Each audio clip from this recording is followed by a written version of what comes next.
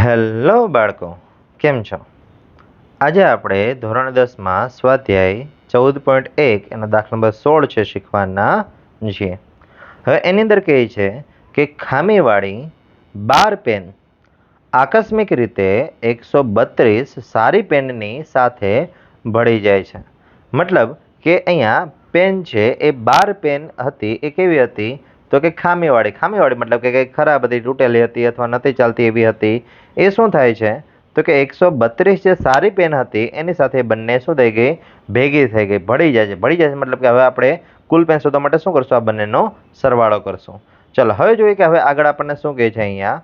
તો કે હવે આગળ આપણને રકમ વાત કરે છે કે એવું શક્ય નથી કે કેવળ પેનને જોઈને જ કહી શકાય કે પેન ખામીયુક્ત છે. એટલે કે ભાઈ જે પેન છે એ કેવી છે? તો કે હવે અંદરથી બગડેલી છે, કાં તો રિફિલ છે એ જામી ગઈ છે, અથવા તો એ વ્યવસ્થિત ચાલતી નથી એવી છે. તો તમે ઉપરથી જ જોઈને કહી શકો એવું નથી કે ભાઈ એ ખામીવાળી છે કે સારી છે. અને આ જથ્થામાંથી એક પેન યાદચ્છિક રીતે કાઢવામાં આવે છે અને કાઢવામાં આવેલી પેન ખામી રહિત. હવે ખામી રહિત એટલે તો કે સારી હોય એની સંભાવના છે આપણે શોધવાની છે. યસ, ચલો તો હવે અહીંયા સૌથી પહેલાં તો શું કરીએ કે ભાઈ આખી ઘટનાને સમજવા પ્રયત્ન કરીએ કે ભાઈ અમુક છે એ સારી પેન હતી અને અમુક છે એ ખરાબ પેન હતી. ખરાબ એટલે કે ખામીવાળી પેન હતી. સારી પેન કેટલી હતી? તો કે સારી પેન 132 હતી અને ખામીવાળી કેટલી હતી? તો કે ખામીવાળી 12 હતી. હવે બંને ભેગી થઈ ગઈ તો બંનેનો શું કરી દેવાનો? સરવાળો, એટલે આપણને કુલ પેન છે એ મળશે. અને હવે આપણે બહાર કાઢવાનું છે કોઈ એક પેન, અને એમાંથી એ પેન ખામી રહિત હોય. ખામી રહિત મતલબ કે સારી હોય એની સંભાવના શોધવાની છે. એટલે કે સારી પેન એ જો હશે એની આપણે સંભાવના છે એ શોધશું.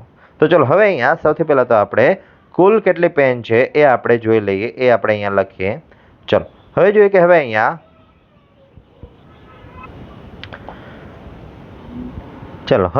જે સારી પેન છે એ આપણે લખી નાખીએ.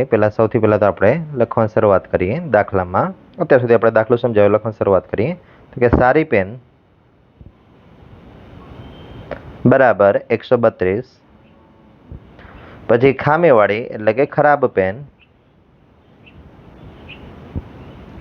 બરાબર 12, અને નીચે કુલ પેન લખી નાખીએ. કુલ પેન બરાબર આ બંનેનો સરવાળો, એટલે કે 2 ને 2 4, 3 ને 1 4 અને 1 ને 1 એમને. એટલે કુલ પેન કેટલી મળી? 144. એટલે કે આવી રીતના જ્યારે ખામીવાળી હોય, સારી હોય, યસ અહીંયા તો પેન છે પણ ઉદાહરણમાં એક કદાચ પેઇન્ટવાળો દાખલો પણ છે.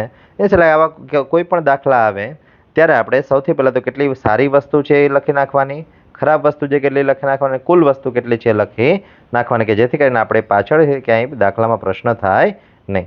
ચલો હવે અહીંયા શું કહે છે કે ભાઈ આ કુલ પેન તો આપણને મળી ગઈ, એટલે આપણે અહીંયા કુલ પરિણામ લખી નાખીએ. ભાઈ કુલ પેન n બરાબર 144. હવે આપણે જોયું કે સંભાવના કોને શોધવાની છે? તો કે ખામી રહિત. હવે ખામી રહિતનો જરાક અર્થ સમજીએ. તો કે ખામી રહિત એટલે તો કે ખામી વગરની, અને ખામી વગરની એટલે તો કે સારી પેન. સારી પેન હોય એની સંભાવના છે આપણે શોધવાની છે. યસ, તો હવે ઘટના એ લઈ લે કે ભાઈ ઘટના એ ખામી રહિત પેન હોય, ખામી રહિત, અને કાઉન્સમાં આપણે સારી લખીએ કે જેથી કરીને આપણે સરળતા રહે. સારી પેન હોય એની આપણે સંભાવના છે જોઈએ છે. એટલે ઘટના એ બને તેવા પરિણામ એમ બરાબર તો કે સારી પેન આપણે અહીંયા હમણાં જ લખી છે. ભાઈ સારી પેન કેટલી છે? તો કે સારી પેન છે એ 132 છે. એટલે કે સારી પેન 132 છે, એટલે કે સારી પેન 132, એમ બરાબર 132.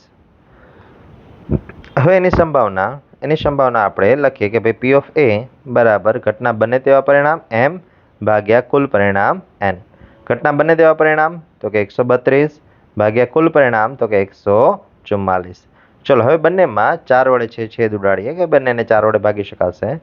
4 તેરી 12, એક વધશે, પાછા 4 તેરી 12. અહીંયા 4 તેરી 12, 2 વધશે, 6 ચોક 24. ચલો હજી બંનેને 3 વડે ભાગી શકાય છે. 11 તેરી 33 અને 12 તેરી 36. યસ, એટલે કે અહીંયા જે સંભાવના મળશે પી ઓફ એ બરાબર આપણને કેટલી મળશે તો કે 11/12 છે એ આપણને સંભાવના મળી. યસ, એટલે કે અહીંયા જે સારી પેન હોય અથવા તો ખામી રહિત પેન હોય એની સંભાવના આપણને 11/12 મળે છે. થેન્ક યુ બાળકો. મળીએ નેક્સ્ટ વિડીયોમાં નેક્સ્ટ દાખલા સાથે.